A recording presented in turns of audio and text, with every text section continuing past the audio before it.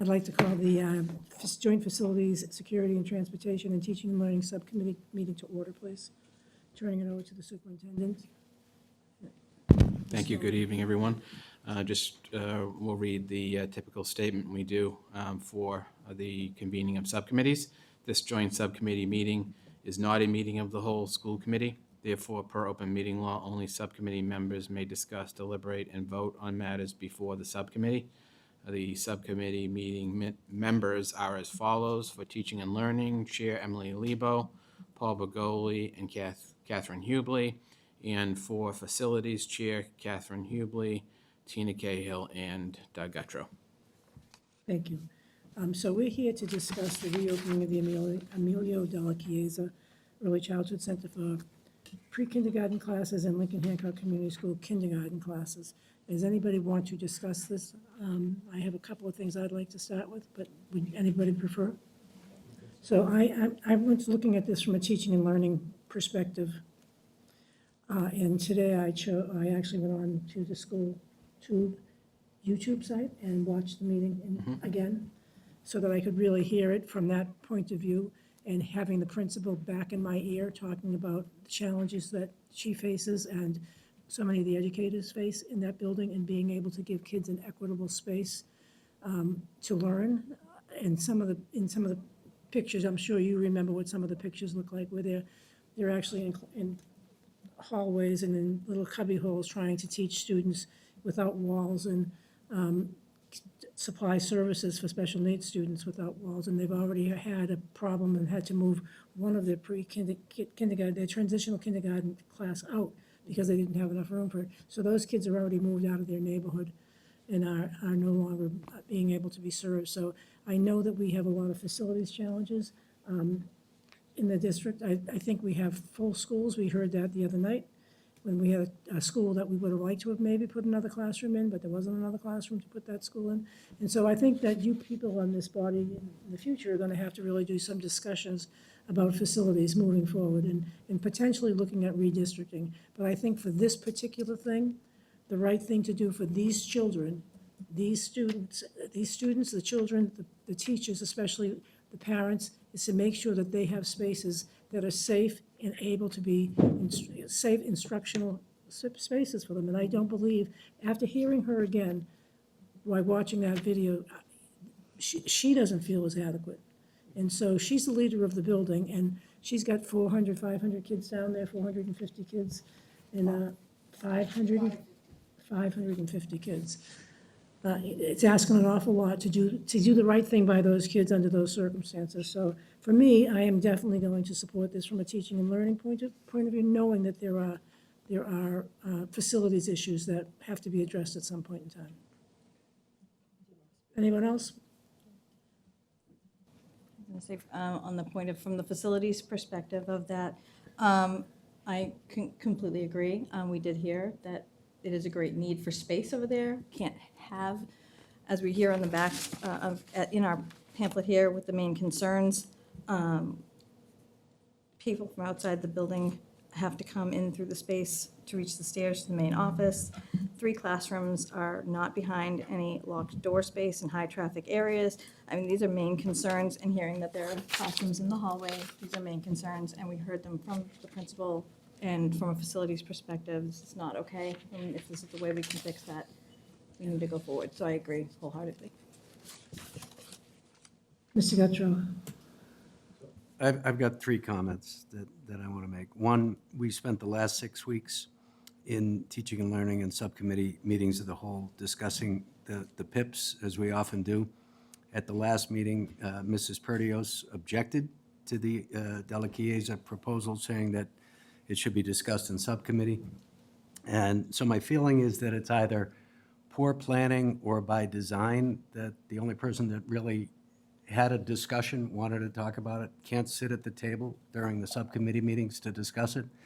So when we do talk about it at the whole committee, she deserves the right to ask those questions. But I think it would have been fair if we called the committee the whole, because there's only one person sitting in the audience tonight, and that's Mrs. Purdy. There's the mayor also. Yeah. The mayor's not here. Well, He's sitting in the office. It's Yeah. around the corner. Well, they could both sit with us. But this is going to be brought back to the full committee. No, I know, but I'm just saying that was the whole purpose that we're having this meeting. This meeting wasn't pre-planned. There was an objection at the last meeting. There was a request by a member that we do a subcommittee meeting and have a discussion. And I just think it would have been reasonable to have both of them Well, here. then I'm going to that's leave on- it at that. That's on me, but what happened was, we knew that we had to, the objection was that it wasn't discussed in the teaching and learning subcommittee meeting. That was the objection. Yeah, but we set up a joint subcommittee that has 6 members instead of 7, so. If I may. This is something that was brought up in policy. We made a policy about this, and if this is something that we should be revisiting in policy to change our policy. But this is how we set it up, was so that the people who were at the meeting in the subcommittee would speak when it was a discussion. Yeah, no, I know. And if there's no presenter, which we do not have a presenter, then that was why the SIPs and the PIPs Yeah, were having a presenter. again, And that I'm was not- why it was a meeting of the I'm whole. not placing That was my blame. understanding of how we came to that conclusion in policy and how we stated the policy and made the policy that way. So that's my understanding. We can revisit it in policy if No, I that's know. I something mean, that the and- committee and- feels that we should do. And Mrs. Lebo and I will be off, and you can decide what you want to do. And I agree with the 3-member subcommittee and all of that. But we did, again, just sit through subcommittee meetings that were meetings of the whole. And the only member that asked to have a discussion, the ability to say something, and she will get that opportunity when we have the full school committee meeting. But it just feels a little petty to me that we didn't give her the opportunity to sit at the meeting and discuss it. That's number one. Number two, and this is just a reflection going forward. These are big picture issues that, I feel like instead of reacting to individual proposals, that the school committee should look at these big picture. Sit back, take a reflection, plan a little bit, think a little bit, and have a discussion about pre-K or kindergarten on the whole, not necessarily site-specific. Again, I'll be long gone. That'll be a discussion and a consideration for the future body to think about. But I think it's a healthy thing, instead of simply reacting to proposals that come before us when we're not looking at the whole system and how we want to do it. That being said, if you remember the strategic planning meeting that we had with the Mass Association of School Committees, we all put stickies and what were our priorities and the most important things to us. And mine was pre-K. Mine was pre-K. I put that as number one. So am I going to support adding pre-K in the Della Chiesa school? Yes, I will. But it would have been a nice, healthy discussion if we could have had a bigger picture talk about pre-K citywide and have an opportunity to talk about locations instead of just reacting to a single proposal. So those are the 3 points that I want to make, that I think it would have been more respectful and productive if the person that asked for the subcommittee had the opportunity to speak. Number two, if we looked at it a little bit more strategically. And number three, that, again, pre-K was my number one priority, so I'll support it because pre-K was my priority. Anyone else? I do. Thank you, Mr. Guttrow. I support this initiative for a couple of reasons. One, the building's there. Lincoln Hancock is busting at the seams. We're going to take 6 kindergarten classrooms from Lincoln Hancock and open space. So it's not an issue of a whole district. This is an immediate space academic issue that needs to be addressed now, okay? In terms of looking at the district on a whole at some point, that's something that we need to do in facilities and with the superintendent and the SLT team to see where we're going to be looking at in terms of projected growth for students, how many students we're going to have, and how, if St. Mary's comes on board. So it's a whole big picture. This is a no-brainer in the respect that we have the building. It's going to be revamped so that we can have 6 kindergarten classes taken out of Lincoln Hancock. We're going to have 1 transitional kindergarten class that's over at Atherton Howe. That's a Lincoln Hancock districted base. The kids are from that district. They're going to come back to their own neighborhood. And we're going to have, I think, 6 classrooms available for pre-K, opening up another 5 pre-K classrooms and have 1 extra classroom to take a look at in case the numbers grow or whatever. We'll have some space for growth there too. So, I mean, I don't think it's, in terms of Mrs. Perdios, she's going to have plenty of time to make her points and ask her questions at the full body. So in terms of being here in subcommittee, I think that this is a proposal that I don't think that I will support because it's an immediate need and an issue for the district. Mr. Regoli. Yeah, this is, as Mrs. Cahill said, this is an immediate need. There's no question we have space issues at Lincoln Hancock, and we have a building that's available. It's just common sense for us to move the kids over to Del Chiesa. So I'm going to be voting in support of this initiative. Thank you. Thank you, Mr. Regoli. Anybody else want to speak on this at all? So, yeah, for me, it's definitely looking at the academics and hearing that principal's voice in my head again today and talking about how she really, I mean, they're doing a very good job over there. But imagine what they could be doing if the kids had the space they needed to be in. And look what we just did with the Faro Center and created the most beautiful thing. I'm sure that the assistant superintendent, the superintendent, and the mayor will make sure that the De La Chiesa, if we can get it up and running, will be just as beautiful for those kids. And also getting more kids out of the substantially separate classrooms. That's heartbreaking to me that we can't get them into integrated classrooms because we don't have the space. So getting those kids out, because it does, you were right when you said it sets them on a track. It's hard to move them out of that and not get them back into general ed, so. Okay, so, do we have to vote on this? Yes, to send it to the full committee. Separately, the teaching and learning and then the You facilities? can vote, it's a joint meeting, so you can vote jointly. So you would need a motion and a second, and then all in favor. Okay, I'd like I to, think if we vote jointly, though, isn't that too many votes? say that again? Then which, if I think that's, we should vote separately, because I think it's too many votes you if wanna we do a vote at roll the call? same time. Yes. so then we'll do Separately, so for teaching and learning and. Yeah, so I for- would entertain a motion from someone on the teaching and learning subcommittee. Mr. Bergoli, seconded by Mrs. Mobley. And would you call the roll? Mrs. Lebo, Yes. Mr. Begoli, Yes. Mrs. Hubley, Yes. and then another vote for facilities. I make a motion. Mrs. Hubley, Yes. Mrs. Cahill, Yes. Mr. Guttrow.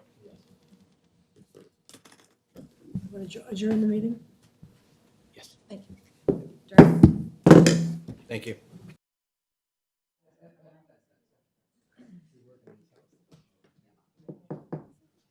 I'd like to call to order the regular meeting of the Quincy School Committee for Wednesday, December 10th at 6:30 PM. Call to order, please. Mr. Begoli? Present. Mrs. Cahill? Present. Mr. Guttrow? Mrs. Hubley? Present. Mrs. Lebo? Mrs. Perdios? Present. Mayor Koch? Present. Quincy High School Student Representative Sasha Ajawan? And North Quincy High School Student Representative Marco Mano? Present. Thank you both. Can we stand for the Pledge of Allegiance, please? I pledge allegiance to the flag of the United States of America and to the republic for which it stands, one nation, under God, indivisible, with liberty and justice for all. Superintendent, do we have a memoriam? No memoriams. Thank you. Is there anyone here tonight for open forum? Okay, so we'll move on. Superintendent's report. Good evening, everyone. Tonight, we gather to honor a person whose name has become synonymous with dedication, leadership, and unwavering commitment to the safety and well-being of our students and staff, Mr. Michael Dracchio.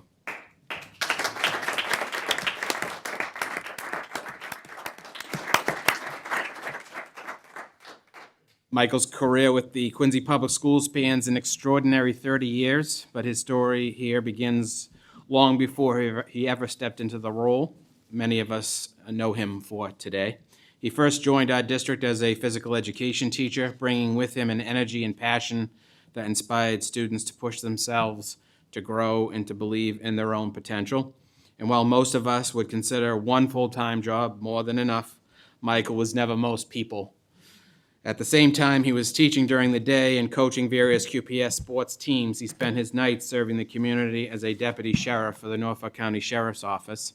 That dual commitment tells you everything you need to know about the kind of person Michael is, someone who never hesitates to step up, someone who serves wherever he's needed, and someone who carries a deep sense of duty in everything he does. In 2008, the Quincy Public Schools made a decision that would shape the next era of our district's culture of safety, selecting Mr. Dracchio to serve as the Director of Safety, Security, and Transportation. It is a role that demands vigilance, patience, compassion, and often quick thinking in moments of uncertainty. And over the past 17 years, Michael has shown us what it looks like when someone leads with all of those qualities and more. Michael has overseen the security and transportation needs of a district responsible for thousands of young people every single day. He has done so with a calm presence, a steady hand, and a depth of knowledge that gave us all confidence, even in the most challenging circumstances. His leadership was especially critical during the COVID-19 pandemic, a time when the world seemed to change overnight. Schools everywhere faced unprecedented questions about safety, but here in Quincy, we had Michael.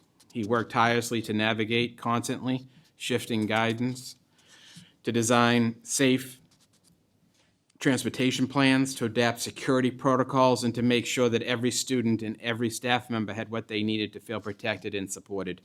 During one of the most difficult chapters in modern education, Michael helped keep our district grounded, prepared, and moving forward. Throughout all of it, every long night, every complicated decision, every unexpected challenge, Michael's priority never wavered. He has always placed the safety, security, and well-being of our students and staff above all else. This is not simply part of his job description, it is part of who he is. Today, as he retires, we celebrate not only his accomplishments, but the legacy he leaves behind, a legacy of stronger systems, safer schools, and a district that knows what it means to care for its community, a legacy built on integrity, service, and heart. Michael, on behalf of the Quincy Public Schools, we thank you for your years of service, for your leadership, for your sacrifices, and for the countless ways you've made our schools better and safer. Your impact will be felt for many years to come. We wish you a retirement filled with rest, joy, adventure, and all the things you finally have time to enjoy. You have earned every moment of it. Congratulations and thank you.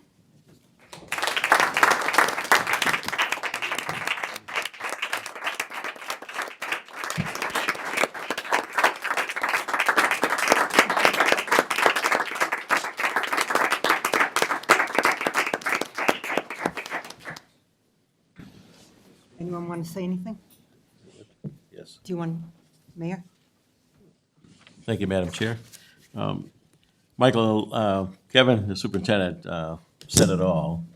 However, I would add to that in the sense of you interacted with several city departments, namely the police department, but several of those police departments. You always had a professional way about you. I know each of them respected you and worked very well together.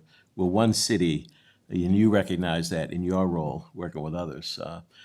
I have fond memories of your dad and the long public service that your family has been involved in. So a little something celebrating our Quincy 400 from the mayor and the members of the school committee. We wish you all the best, and I'm sure we'll see you around. Thank you, Michael. Hold on. Thank you. Yeah, no, I just, as I said, as members of the leadership team have got up, how spectacular the leadership team is. Mike has been terrific. He is a fellow basketball junkie, and we talk about basketball oftentimes, but the mayor pointed out his professionalism, which I think is incredible, impeccable. And you go across the city and you see Mike Dracchio everywhere, but most importantly, when you need him, he's there. He shows up. Always available 24/7. I don't know when the guy sleeps, you know? And Courtney pointed out that, you know, she's never seen him doing anything but standing, you know, because he's always on the move. He's got somewhere that he wants to go because he's looking out for the city. So it's just been a privilege to work with Mike and know Mike over the years. And I don't know how he's going to sit still in retirement. I can't imagine that that's going to happen, but I wish him nothing but the best. Mrs. Lebo. Yeah, thank you. I think I've known Mike as long as he's been here, because we've both been here that long, but it's absolutely true. You are always there. As soon as you walk into the building, you're greeted by Mike, As soon as we walk into this place, he's always here. When we're here, he's the last one to leave, always, always, and there before anybody gets there, and really gives us all a sense, especially when things have been tense, give us all a sense of calmness and security. So I know that was your role, and it worked out well, and I just appreciate all your time. Thank you. Thank you. Thank you, Mike, for all your years of service.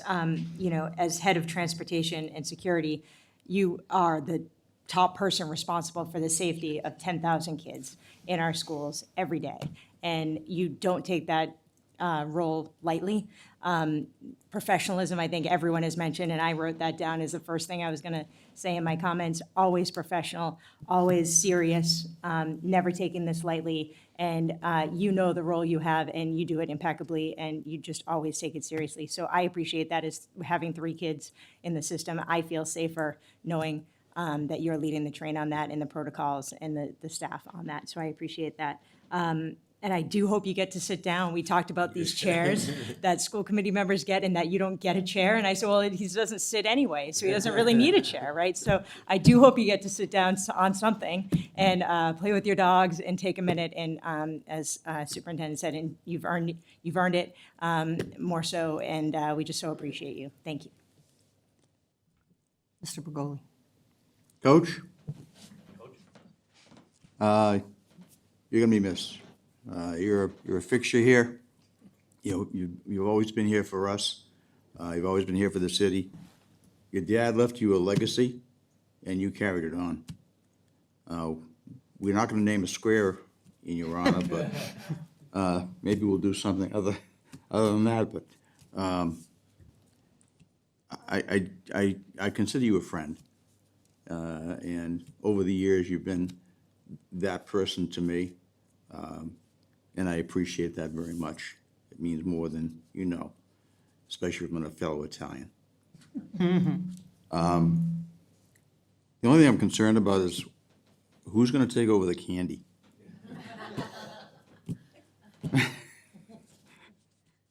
That's one of the first places I go to when I come into the office. Make sure. It shows. Yeah, I'll have you know I'm under 190 now, from 200 and something, so. Thanks for that update.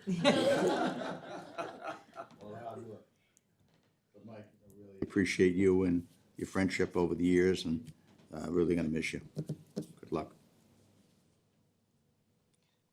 Michael, congratulations. I'm going to miss you on Mondays, pulling up to the driveway and dropping off the agenda on Monday afternoons.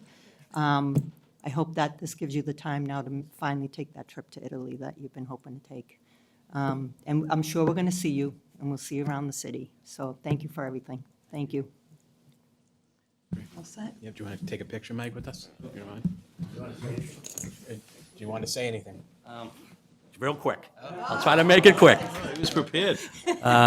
No, I just put some bullets down here. So first of all, I want to thank my wife, who's had to put up with a real lot, especially my wife, Carrie, not being around all those times, games, sporting events, weekends, all these meetings that we have. She just didn't have me around, and, you know, I've never said no to her. I'll tell you that, though. That's the one thing I tell all the guys, just if you're going to be doing this kind of stuff and you're working as many hours as you do, if she wants something, I always say yes, no problem. So just want to say to her that I love you to the moon and back. That's my saying to her. So, Carrie, once again, I love you to the moon and back. To Superintendent Mulvey, Assistant Superintendent Dr. Perkins, I want to thank you for your leadership, your guidance, and your friendship. Kevin, Superintendent Mulvey and I, we started on the same day, actually, in the administration field, and we did so much work together over the years, and I really appreciate your friendship as well. Dr. Perkins, I can tell you that you were a student when I started out, and I had the opportunity to be at Quincy High School at that time, and I was just finished starting up, and I got a chance to coach Dr. Perkins' husband, Sean, in basketball. So it's been it's a little crazy. Just this came up to me so fast. I want to thank all of the school committee members. I consider you all my friends. I appreciate everything you do for the city. as much as possible. And then, obviously, I want to thank the mayor. The mayor, who definitely believed in me and felt that, I could do this job. I really appreciate that. I wanted to say to you that, your leadership in the city is second to none, to any city around the state of Massachusetts. The city never looked better under your leadership, so I really appreciate that, and I appreciate your friendship. To all my colleagues, SLT members back here, I know how hard you work every day. It's incredible to be able to do what you do each and every day and work as hard as you do and not get, rest, like we say, like everybody was saying. Kind of laugh because when that was brought up about not sleeping, the best hours I ever got in my life of sleep was when I was doing both jobs. And I slept from 6 o'clock at night to 10 o'clock at night to have to go to work at the sheriff's office. So those 4 hours were a solid 4 hours of out cold sleep. So pretty incredible. I also want to say that I worked with so many people over the years. Principals, teachers, all kinds of staff in the school department, all great people, all done a tremendous job over the years, worked very hard with them. I want to thank the security staff that's worked for me, bus drivers, all my office staff. Definitely want to say to Bob Cavallo, who's one of our city IT guys. I also had him in school and coached him. He's done a great job working with me over the years, and he really deserves a lot of credit for helping me with all the technology stuff that I really didn't know much about. Lastly, I know that the mayor touched on it too as well, and extremely, extremely important about working with all the different agencies in the city. Quincy Police Department with, Chief Keenan, former chief, and now Chief Kennedy and all the members there, all these school resource officers that I've worked with over the years. Quincy Fire Department, I think I can go back started out with Chief Pettinelli, and then it was Chief Barron, Chief Cadigan, Chief Jackson, and now Chief Smith. So it's been a lot of great people I've worked with there, Brewster Ambulance and Krista Bonner. The public building staff, the DPW staff, the TPAL staff, the parks, the fire alarm division, city and school IT. Just incredible.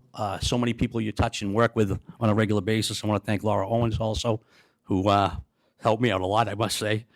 And a couple other people I wanted to thank that I work with, coaches, John Francisini, Ray Papil, Bob Sylvia, and Christine Prendeville. They're all people that I work with and had inspiration in my life too. So I'm going to leave it at this. This holiday season, I love this season. It's my favorite time of the year. Got to see the tree lighting, get to see the parade. Great events in the city. I'm a Quincy guy. Don't want to ever leave. Grew up in Quincy, went to the school system, all through the school system, and decided to buy a home here and never left, and I want to stay here forever.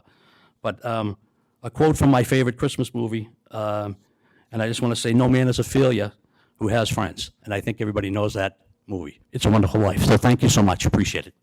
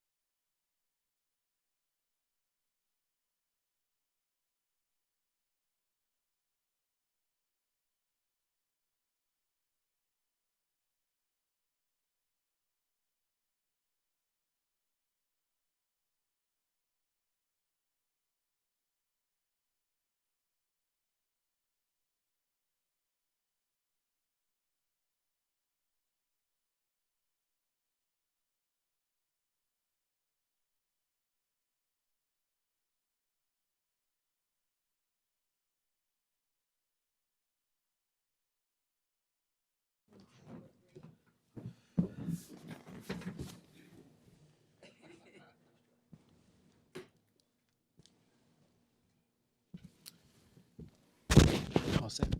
Okay. Again, congratulations, Mike. Next is our school committee member recognitions. It is now my honor to recognize and celebrate Doug Gutrow for his 8 years of dedicated service to the Quincy School Committee. 8 years of thoughtful leadership, hard work, and deep commitment to the students, families, and educators of our city. When Doug joined the school committee, he brought with him not only a passion for public education, but also a data-driven approach to leadership, one that sought to understand challenges through evidence, analysis, and open dialogue.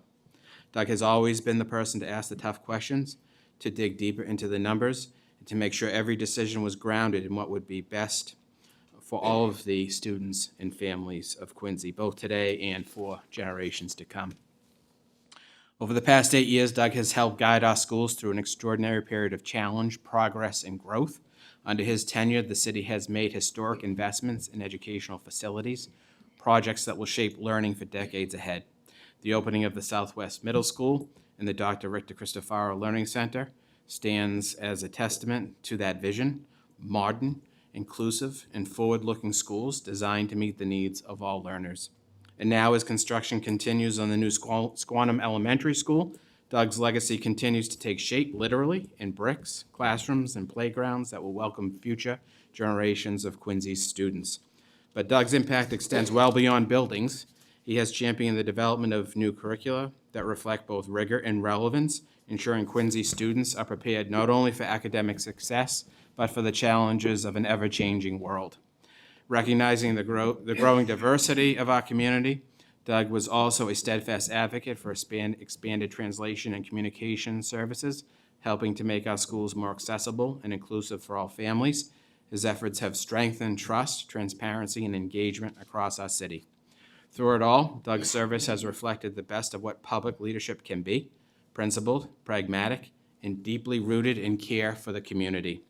Doug, on behalf of the Quincy School Committee, the Quincy Public Schools, and the families we serve, we thank you for your tireless work, your thoughtful insight, and your unwavering belief in the power of education. Your legacy is not only in the new schools that stand across our city, but in the stronger, more equitable, and more connected school system that you've helped to build. Congratulations. Thank you for your 8 years of remarkable service. Congratulations.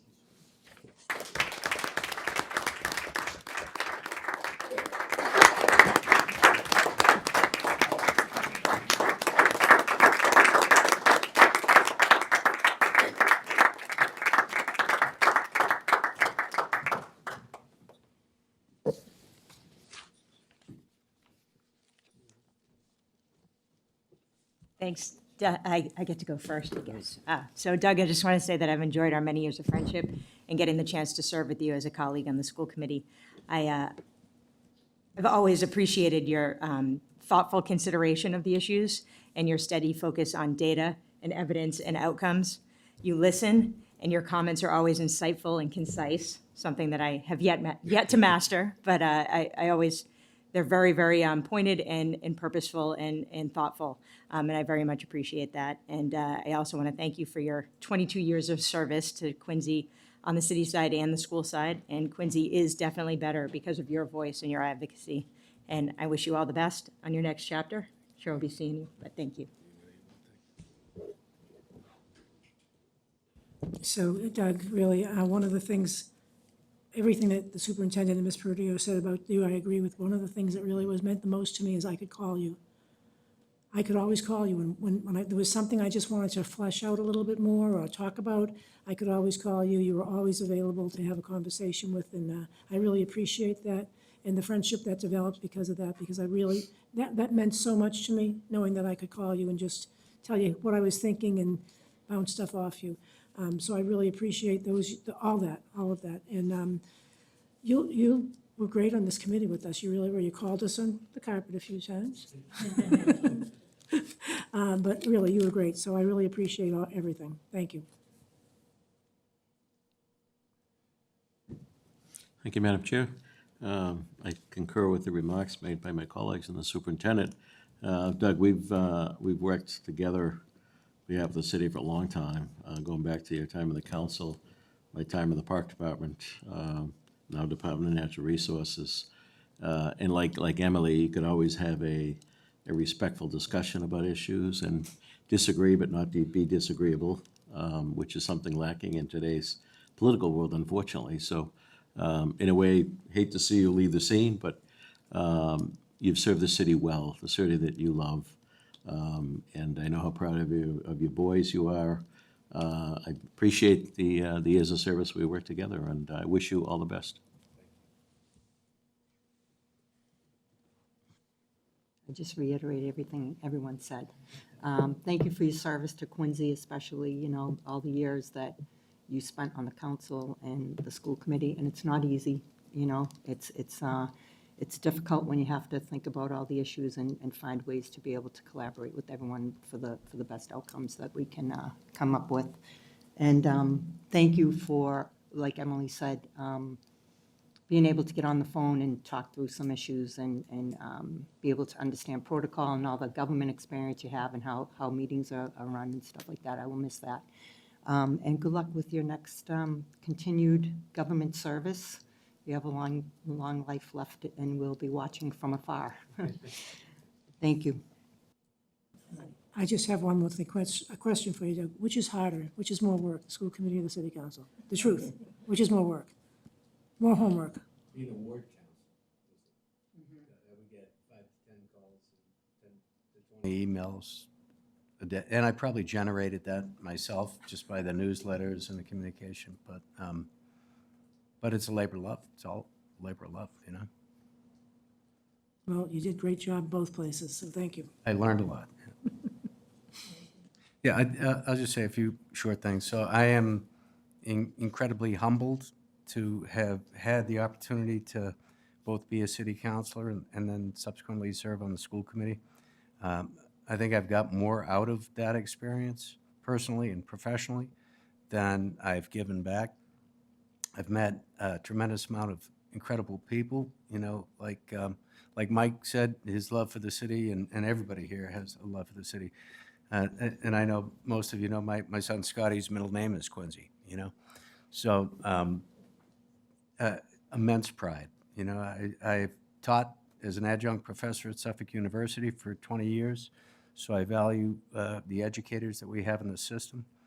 You know, I sit here and I think about the professionalism, the intelligence, the dedication of the school committee, and it feels like when I was on the city council that when one of you speak, it gives me pause, because I know that you have something different and you might see something different that I didn't see. So hopefully, I've always been open-minded and pragmatic and willing to change based on the insight and experience that all of you had. So I appreciate the mentorship that you've given. I've, you know, when you have 2 kids that go through the system, when you yourself go through the system, and then you sit here, you have a different vantage point of the system. And the superintendent, the deputy superintendent, the leadership team, extraordinary. Like, you don't see that necessarily as a parent or even on the city council, but when you're immersed in it, and then really the teaching and the education that I have in so many areas of education policy over the last years, last 8 years have been extraordinary. And I have great pride. I have great appreciation for the work that you all do. You know, when I was just a dad or a city councilor, I valued the principals and the educators, but I see it through a different lens today. And you really get to see the big picture of the whole school system. And, you know, I'm proud of the work that the mayor and the school committee, the superintendent, the deputy superintendent, the leadership team, and each of those principals that came up here over the last 2 weeks, and what they do day in, day out, the passion, the dedication. You know, I think QPS has a phenomenal school system, and I got the opportunity over the last 8 years to meet some of the most dedicated, committed, bright, professional, creative people in the education field, and I'll be forever grateful. So, thank you.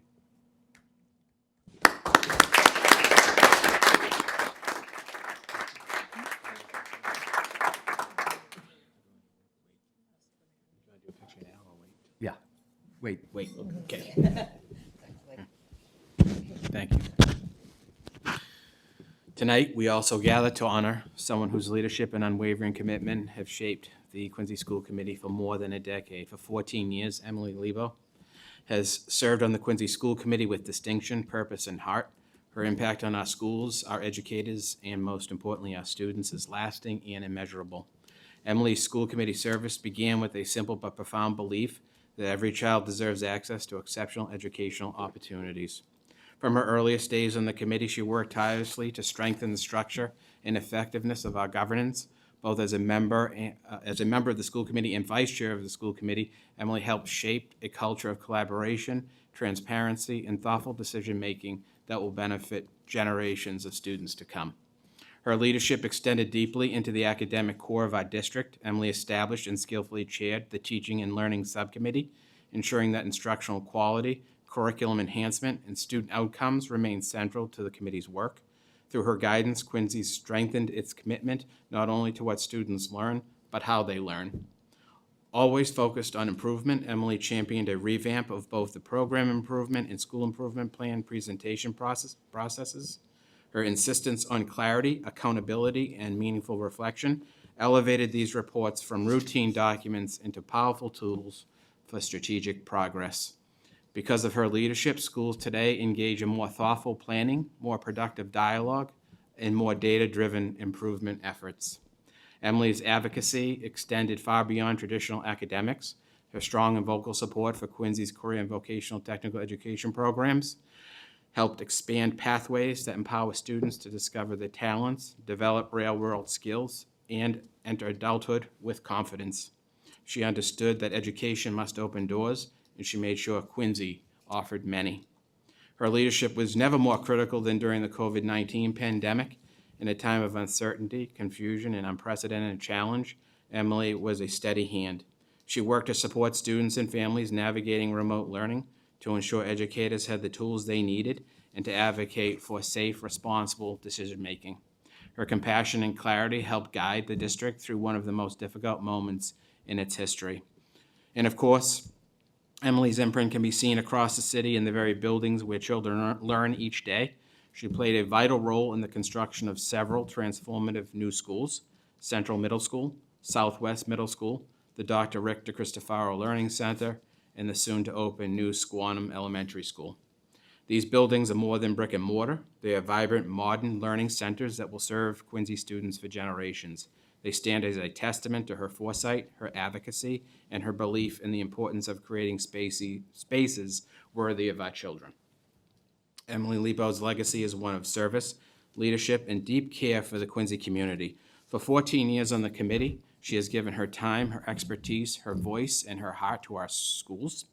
She leaves them stronger, more innovative, more equitable than she found them. On behalf of the city, its educators, its families, and its students, past, present, and future, thank you, Emily, for your dedication, your vision, and your extraordinary service. Your work has made a difference, and it will continue to make a difference for many years to come. And I would also like to recognize Emily's husband, Stu Lebo, is here, and her son and her grandchildren as well. So if we could have a round of applause for Emily.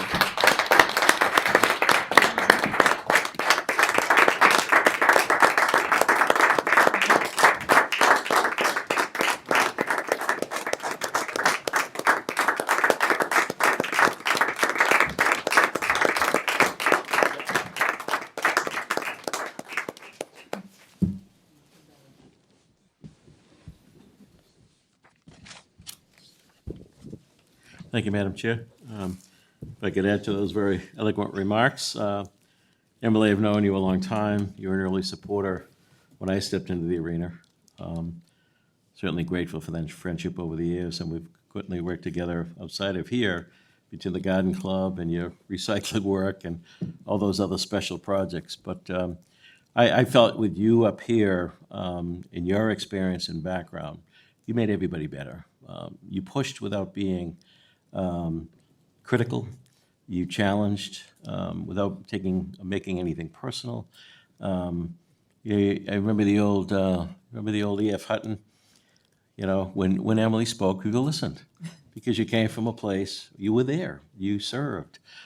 Tremendous background, you're an educator. I wish we had some Emily Lebos at the State Department of Education to understand you got to take all those pieces but make it practical and make it real. And so I'm grateful for your service. The city's better, the school system's better because of your service, and I appreciate your friendship. I wish you all the best.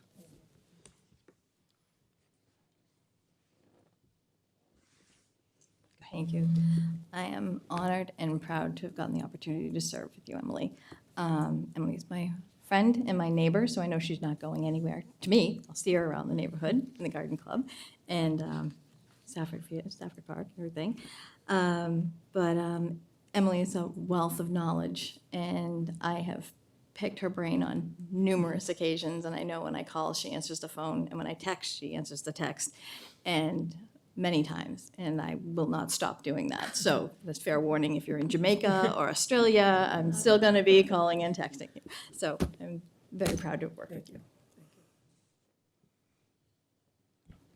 Thank you. Emily, I've always valued your deep knowledge of the Quincy school system, your focus, incredible focus on the Chapter 70 programs and all that that entails. There's so much, and you know so much about it and are such a great advocate for those programs and the tech vocation opportunities we have. In special ed, same thing, the opportunities and pushing your advocacy for the, excuse me, the RDLC, and just curriculum and staying focused on student learning. Is just fantastic. You've been a strong voice for Quincy students for, over a decade. And I thank you for your time on here. I thank you for giving your service to be on here to do that work. We haven't always agreed on every issue, but every time we disagree, I feel like we have a shared respect for each other and our opinions. And that doesn't always happen, and I appreciate that, to come out at the end of the day and still be able to call you a friend. So I appreciate your time on here and your work on here, and I wish you the best in whatever's to come for you and your family.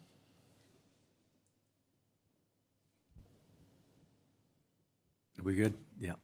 So from my perch on the city council, I admired Emily. I thought that she epitomized what a school committee member should be. And then when I had the privilege to serve here, I find that she's not only been an incredible mentor to me, but the institutional memory that she has that others have said and shared. And just the context and the details and her love and passion around curriculum and understanding how it all weaves together. And a lot of the questions that she asks, either in the program improvement plans or the school improvement plans, really show a depth of knowledge, what it's like inside the classroom, and through a lens that only a teacher can see. And it's helpful and instructive, I think, to the rest of the committee to hear when Emily speaks on some of those issues. As the mayor said, it brings us all up, and it really did bring us up. And, there's a reason why Mask acknowledged and recognized you last year for your leadership statewide, because you are exactly that, and your departure is going to be a big loss, I think, for the school committee and QPS. But the service and the legacy that you have left is incredible. So I'm just privileged. I hope we still stay in touch and work together on some level in some place. So I wish you well. Emily? Oh, I'll let you go. Paul, go ahead, Thanks. go ahead. Age before beauty. All right, I'll go. It's Christmas, but this is a sad day for Quincy Public Schools, because both Emily and Doug have been an integral part of this committee for years and have made a contribution to the city, the children, and parents of the city. Neither job is a glamorous job. You don't do it for the opportunity to get in front of a camera and say, here I am. You do it because of service. And what's important to note is the years of service. Doug has 22 years of service to the city, and Emily 30. That's remarkable. To put that amount of time in for really not much in terms of getting something back. But each of you have brought a unique part of yourselves to the committee. You both did your homework.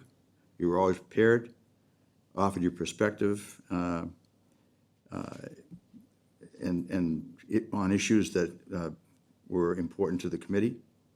You were both professional in every way, and it was an honor to work with you both and call you my colleague and friends. I respect you both, and I, for one, will miss you both. Thank you very much for your service. Thanks, Paul.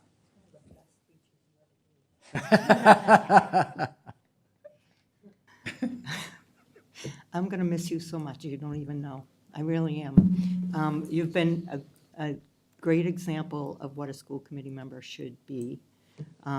Open-minded, you have your in-depth experience, academic experience, which is invaluable to someone like me.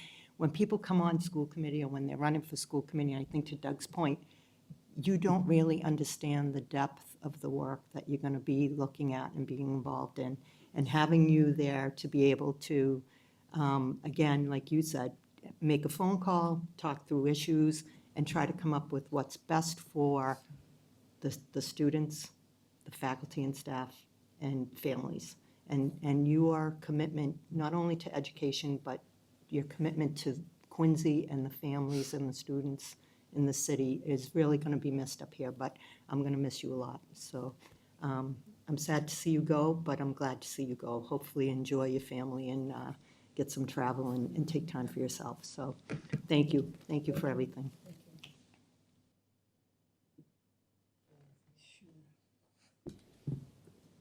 I actually started my career in this district in 1987 as a teacher. And I still see my students in the city. I bumped into one of them at Coops one day when I bumped into the mayor. She's been an operating room nurse for 25 years. It's just it was an incredible thing. And then my time as an administrator, I really discovered that as much as I loved teaching, I loved helping teachers. I wanted to do anything I could for a teacher. That was what I wanted to do, anything they needed, because they are so incredibly hardworking. They really are. And it's just been a joy. It really has been a joy to be able to see all aspects of it and to work with so many incredible people, not just the school committee, but previous school committees, and certainly with the SLT. I used to sit on the SLT. It's a lot more robust now than it was in those days. But it's just it really is a pleasure. And I'm not going anywhere, because you see that guy? He's in the first grade. He's in the first grade at Marymount.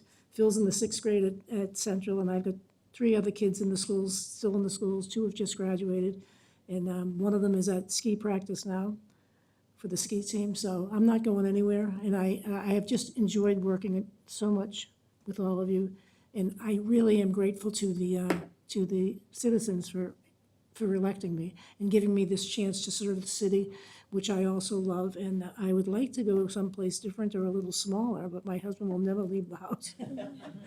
We'll be stuck in that big house forever. So, so thank you. Thank you.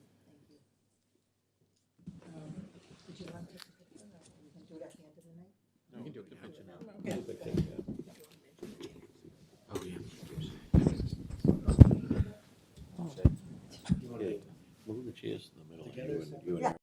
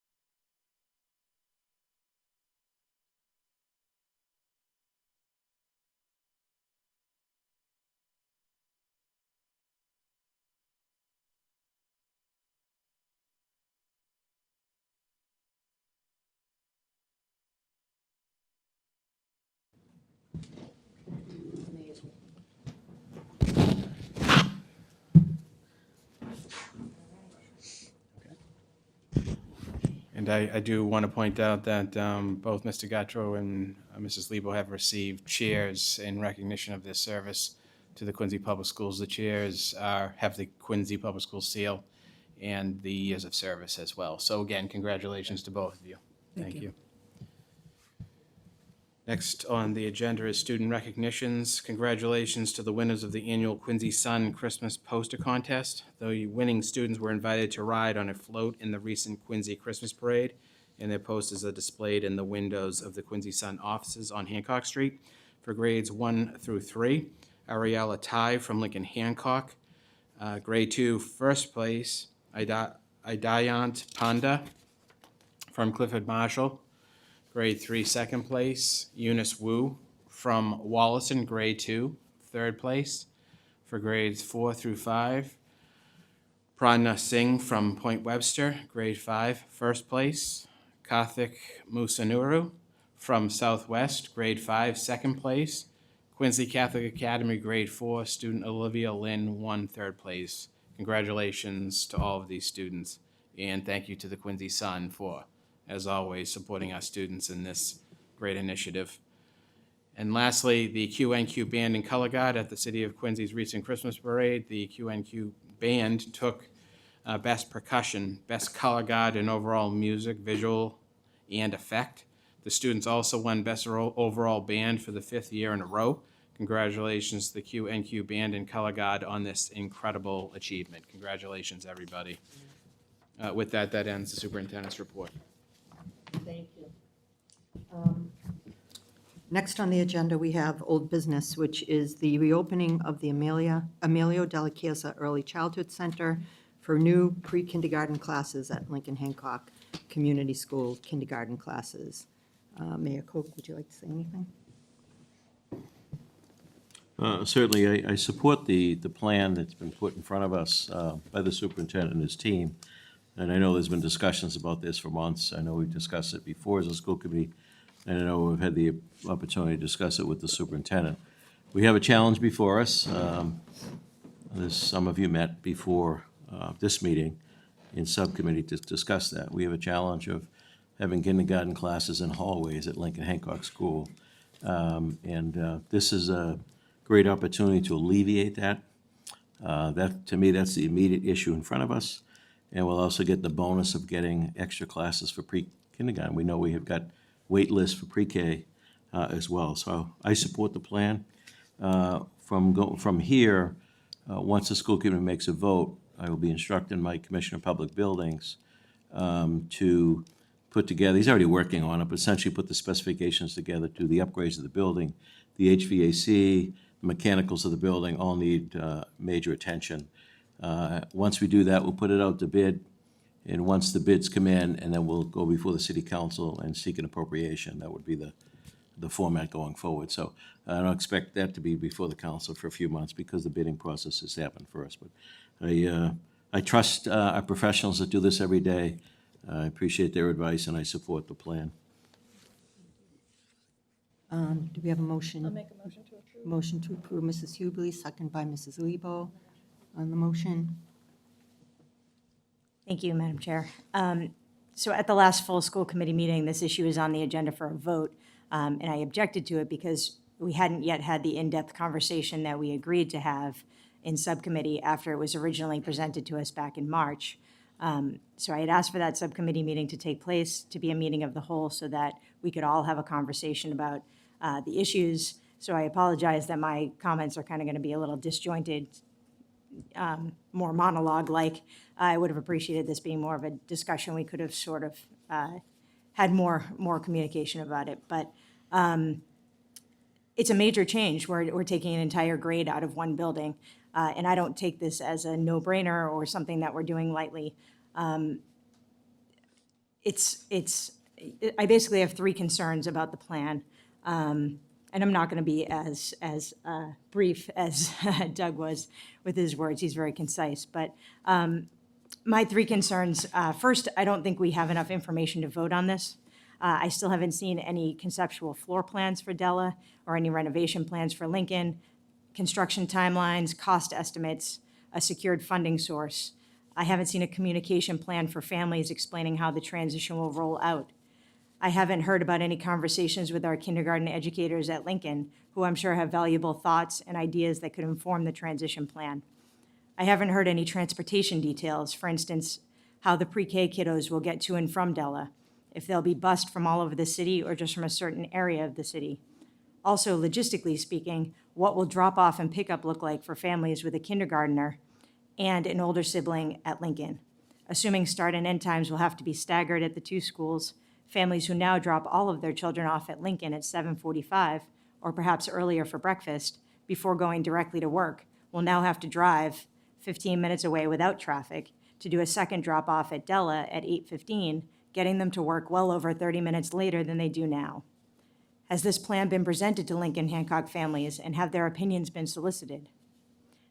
So that's my first concern. My second concern, beyond not having enough information for me to feel comfortable to vote yes on this, my second concern is that this new plan adds yet another transition for Lincoln Hancock students. Under this plan, families will send their kids to Della Chiesa for kindergarten, Lincoln Hancock for first to fourth, Southwest for fifth grade, potentially Central for 6th to 8th for the Honors APC program, and then to Quincy High for 9th to 12th grade. That's 5 schools and 4 transitions. That's 2 more than kiddos who attend Atherton Howe, Wollaston, Squantum, Beechwood Knoll, Marymount, Parker, Bernazzani, Montclair, and Snug, who all only have 3 schools and 2 transitions in their K-12 school journey. This matters. We know transitions between schools are really hard on kids. We know this. We have data on this. We're in the position we are with Lincoln Hancock and Clifford Marshall, only going up to 4th grade because of short-sighted quick fixes like this proposal. Once we do this, Lincoln Hancock kindergartners will not come back, just like their 5th grade didn't. They'll be stuck with an even more segmented elementary school experience than they have now, which may be fine for some kids, but may be devastating for others. Continuity matters in building relationships with families and in student outcomes, especially our students on IEPs and 504s. And transitioning kids that many times impacts those students and families. If we want to talk about moving Lincoln Hancock Kindergarten to Della, the plan should at least find a way to bring the 5th graders back so we trade one transition for another, not add another one to it. But really, my third concern, what I think we should be doing, is exploring alternatives like building a new wing or an addition at Lincoln Hancock, or incorporating modular classrooms there like the ones that are currently working really well in Squantum. Something like that could solve the current space issues at Lincoln Hancock and allow them to keep their kindergarten and bring their 5th grade back. Doing that would also allow us to maximize the space at Della for pre-K and give us 12 new classrooms of pre-K space, not just the 6 called for in this plan. There are better alternatives to this proposal that we as a school committee need to discuss. We need a comprehensive master plan, as Mr. Guttrow mentioned during the subcommittee meeting, that identifies space concerns across the district before they become piecemeal in front of us. Lincoln Hancock is not the only school with temporary walls and rooms. Parker, North Quincy High School, and other schools have them too. That master plan also needs to consider future impacts to student population from new developments around the city. It needs to look at redistricting, and it needs to evaluate the properties we own, St. Mary's and Della Chiesa, and assess the best ways to use them in a strategic and purposeful way, not a reactionary way. Without that, how can we be sure this plan before us is the best long-term solution for not only Lincoln Hancock kids and families, but all families in the city? I will be voting no on this item tonight, but my no vote is not a no for pre-K, nor is it a no for addressing the space issues at Lincoln Hancock. It's a no because we can do better for pre-K, and we can do better for the families and kiddos at Lincoln Hancock than this proposal. Thank you.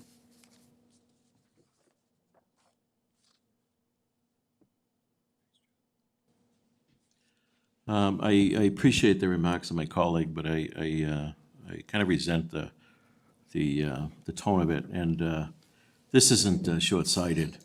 And you mentioned a number of items, whether it's additions here, additions there.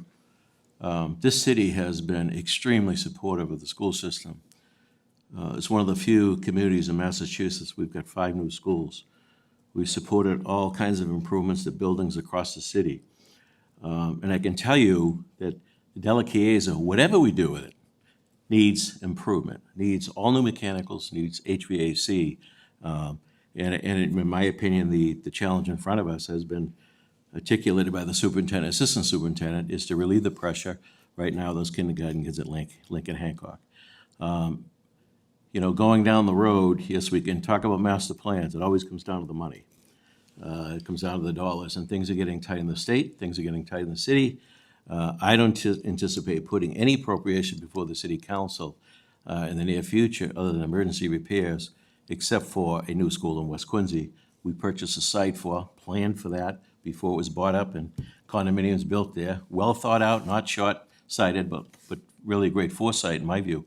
And that would be the next project. Do I think this committee should have discussions around redistricting when that occurs, or when we plan for that building? Absolutely. And I think that for the most part, that will relieve, you know, the density of the Montclair School, because those West Quincy, vast majority go there. And we've built out every space in that building that we possibly can. People want to live here, people want to go to school here, and that's all positive. This is a interim step to alleviate what I think is a situation that is borderline unacceptable. Gives us a fix, if you will, for that. So I strongly support the plan. Roll call vote.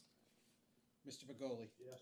Mrs. Cahill? Yes. Mr. Guttrow? Yes. Mrs. Hubley? Yes. Mrs. Lebo? Yes. Mrs. Perdios? No. And Mayor Koch. Yes. Thank you, everyone. Next on the agenda, we have new business.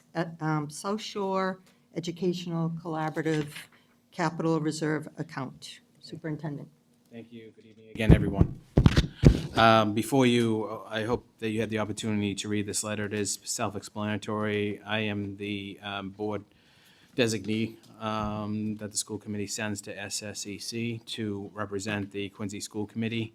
SSEC is 8 years away from the expiration of its lease down at 75 Abington Street. I'm not sure if you're familiar with that building, but it is a bespoke building built specifically for and outfitted for the purposes of students at the South Shore Educational Collaborative. We send, obviously, a number of our students to the collaborative that we cannot service here due to any number of disabilities that the students may have. Because of the 8-year remaining lease, the board is looking to either expand that lease or perhaps enter into negotiations with the owner to do a lease to buy. And also, the school is looking to improve its capital reserve account also for the purposes of buying new vehicles, which they are in need for. The capital reserve account will only be funded with SSEC reserve monies. No monies would be coming from the Quincy Public Schools. The reserve monies that would result at the end of the year for the SSC budget would likely be due to student enrollment and revenues generated through increased student enrollment. This is a requirement that the collaborative regulations require a vote of the school committee to establish the capital reserve account. Again, it is the establishment of the account so that the committee, so that the board can fund the capital reserve with any tuition or reserves at the end of each fiscal year. I don't know if you have any questions, but it would require a roll call vote, a motion, a second, and a roll call vote to establish the account. And every member of the SSEC, so every school district that's a member of the SSEC, school boards have to vote the same way. Okay. Mr. Mulaney, what do you think? Come up to the mic, Jimmy. As the superintendent said, it would set up from reserves from basically a surplus in revenues over expenses. There would not be any allocations or assessments to districts. I'm not sure how often and how much they have a positive reserve at the end of the year. So I don't really think it'd be something that would fall financially on the Quincy Public Schools. So what do they do with their excess now? Do they have to return it or spend it, or? I don't believe at the current time they have excess reserves. It's very rare that they do have excess reserves. This year, we're projecting an excess reserve of 200,000, which is why we want to establish the account. So I'll make a motion that we support this. Second. Any other questions? Notwithstanding the typos, I'll support it. It's not a typo. And that was not written by me, just for the record. It's not a typo. I'll Air second. Force Roll Junior call College. vote. Mr. Bergoli? This, Mrs. Cahill? Yes. Mr. Gattro? Mrs. Hubley? Mrs. Lebo? Mrs. Perdios? And Mayor Koch. Yes. Thank you. Thank you. Next, we have the consent agenda, which, we have the Air Force Junior ROTC program for referral to Teaching and Learning Subcommittee by Mrs. Hubley. Any? Okay, so move that into for review. Next, we have the consent agenda, which is a roll call vote. Motion to approve the agenda. Mr. Bergoli, second on the motion. Mrs. Lebo? I want to thank Mr. Segala. I bumped into Mr. Richards at Home Depot the other day, and he was telling me about the equipment that they're going to be getting in the metal fabrication shop because of that grant. So I just want to thank you and the people who are responsible for writing for that grant and continuing to write for those grants. They are so excited to be moving into the modern world, so thank you. Anyone else? Okay. All right. A second by Mrs. Hubley. Roll call vote, please. Mr. Bergoli? Yes. Mrs. Cahill? Yes. Mr. Gattro? Mrs. Hubley? Mrs. Lebo? Yes. Mrs. Perdios? And Mayor Koch. Yes. Thank you all. No additional business, communications.